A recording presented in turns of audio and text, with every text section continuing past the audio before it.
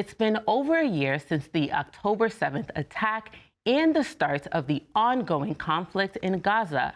Since then, student protests against the war have continued on college campuses across the state. In this next segment, our Elise Klein dove into the state's handling of those protests. Here's that story. It's been over a year since the first attack on Israel ignited the ongoing armed conflict between Israel and Hamas, a Palestinian militia group occupying the Gaza Strip. Following the war's first anniversary, many students and community organizers alike continue to protest in solidarity for Palestine. Lena Henriksen, who has been organizing with the Palestinian Rights Committee Albany, says they want to see an end to suffering. Palestinians are being slaughtered, and we are of the opinion that this is a genocide and it needs to stop.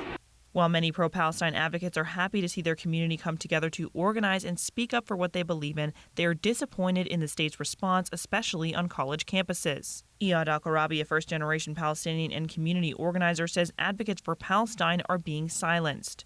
It is heartbreaking and downright disgusting that Kathy Hochul has been only focusing on the Zionist narrative and Israel's narrative and completely denounce and ignore and shame the Palestinian narrative. At a recent press conference, Governor Kathy Hochul told WMHT that everyone has the right to protest, but she says there is a line, highlighting concerns about students facing discriminatory behavior.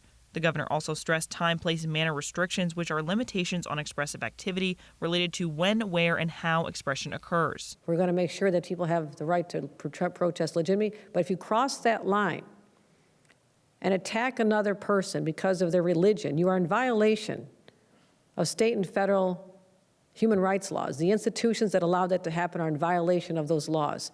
That's what I also warned we'll be looking to enforce.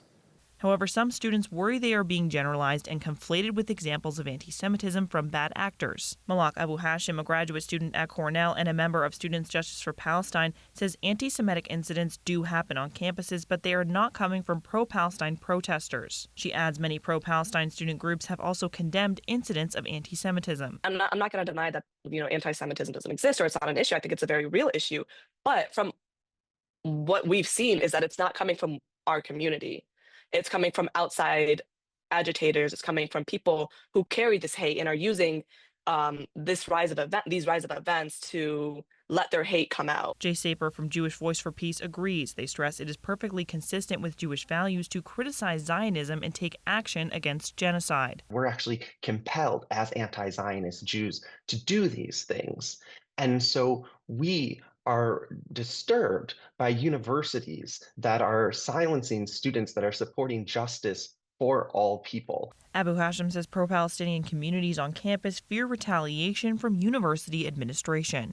So, for instance, with the interim expressive policy that came out from essentially like pro-Palestinian protests, you see students that are getting suspended, students that are getting nearly deported. Cornell's new policy outlines time, place, and manner restrictions, such as limiting when amplified sound can be used. This policy also outlines the potential for disciplinary action. Thomas Healy, a First Amendment expert and a professor at Seton Hall Law School, says much of the policy appears to be related to conduct of expressive actions. Healy says it's important to make a distinction between a regulation of speech because of its message and a regulation of speech for another reason, such as the time, place, or manner. Limitations on sound amplification are a kind of classic example of a time, place, and manner regulation. And those kinds of regulations are usually upheld as consistent with the First Amendment, as long as they are substantially related to an important governmental goal, right? The governmental goal in this case would probably be protecting the quiet of the campus. But time, place, and manner restrictions can be rejected. One of the ways that a time, place, and manner regulation can be rejected is if it looks like it's really just an excuse to regulate the content of student speech, or if it's being applied inconsistently.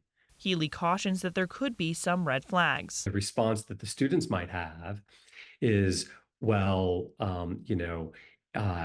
are there Are there other times of the day when we could have sound amplification that wouldn't disrupt those legitimate activities? Is the university going overboard here and unnecessarily limiting us to 2 places and to only 1 hour of the day? However, Cornell students are frustrated with more than just recent policy action by the university. Abu Hashim says Cornell tried to prevent Students for Justice in Palestine from re-registering as a student organization on campus, despite completing all the required steps on time. The student group sent multiple follow-up emails to the campus activities office with no response. Students then called them out on social media. That's just like one example of how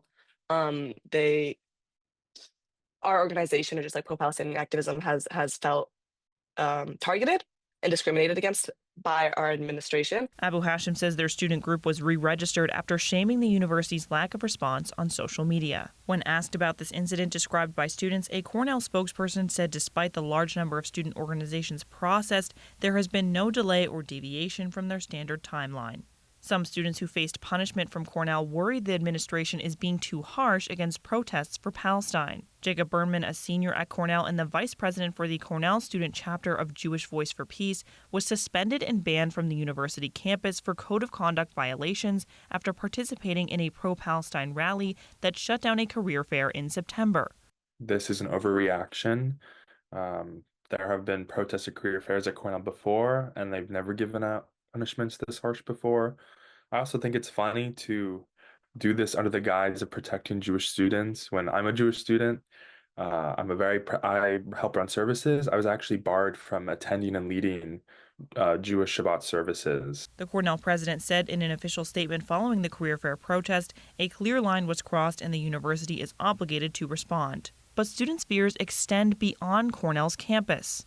Students for Justice in Palestine at SUNY Albany would only speak collectively as a group to keep students safe from what they fear will result in university repercussions. And in the past year, over 100 SUNY students in New Paltz have been arrested for protesting via an encampment on campus. Students and staff heavily criticized the police response, saying it was in violation of First Amendment rights and happened after students removed the tents before a deadline administration had given them. Alex Hanks, an Albany community organizer, stresses this isn't the first instance of repercussions against student protesters. It's a really terrifying moment for people that are students that are just trying to stand up for their morals, what they believe in, and stand against genocide, stand against their institutions' support and complacency of genocide. When asked about the arrest, a spokesperson from SUNY said students who abide by the campus code of conduct have never been or will be punished for activity that is protected by the First Amendment. On CUNY campuses, a recent policy report is also creating conflict.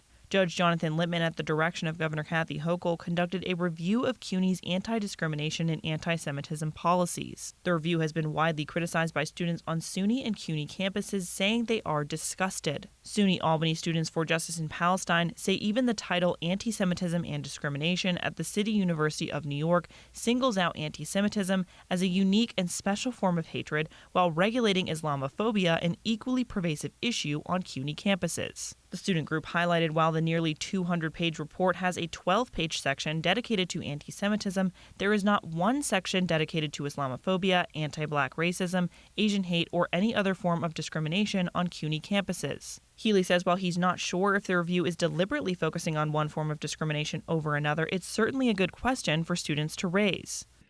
It would certainly be a problem if a public university was only focused on discrimination against particular racial groups or particular religious groups, right? So if a university adopted a policy that said you can't harass people based upon their Jewish identity, but didn't say anything about harassment against people based upon some other religious identity or ethnic identity or cultural identity or racial identity, that would be a real problem. Another part of the report outlines time, place, and manner restrictions, stating universities can impose certain reasonable viewpoint and content-neutral regulations. Healy says the argument the report is making is that CUNY can regulate speech as long as it is not regulating the speech based on the viewpoint or the content.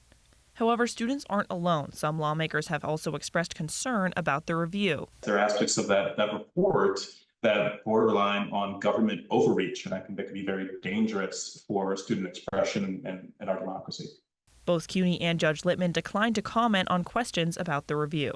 Many advocates say they are protesting for Palestine not just to call for a ceasefire, but to call on government officials and college administrations to divest from Israel. We need divestment. We demand boycott, and we deserve sanctions. The state comptroller says while everyone is entitled to their opinion, their view is the Israel investments have been positive for the state. Well, as an investor, we invest, to make money to secure the retirement benefits for our public employees, state workers and local government workers across the state. And part of our portfolio does include investments in the state of Israel.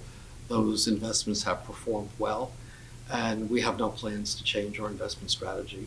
Cornell students pushing for divestment earlier this year issued a referendum to their university asking them to cut off 10 companies tied to the war in Gaza, particularly companies providing weapons to Israel.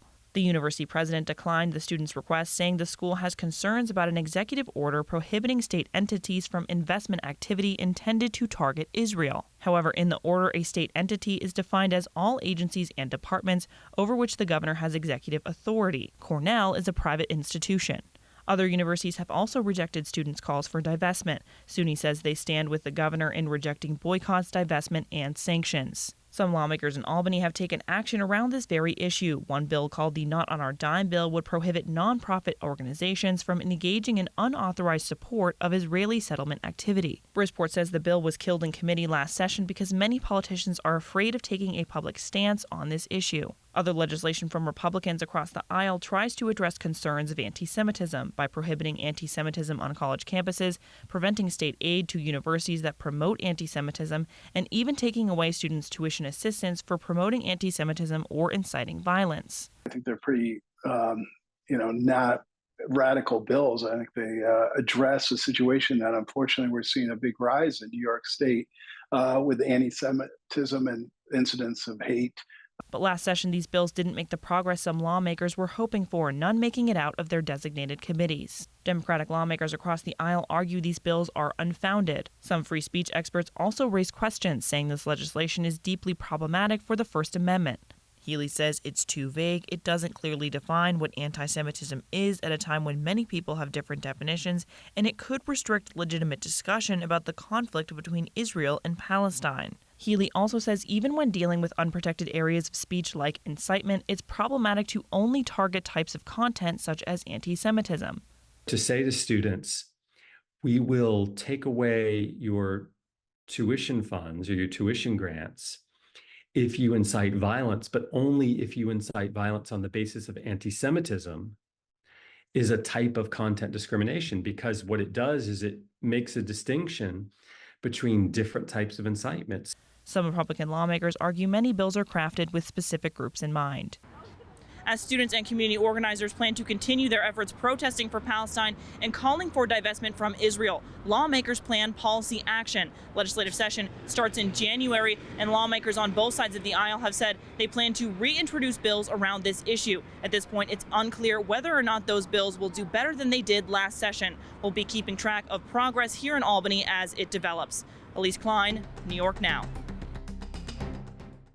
And for more on the state's response to student protests, you can subscribe to our newsletter by going to newsletter.nynow.org.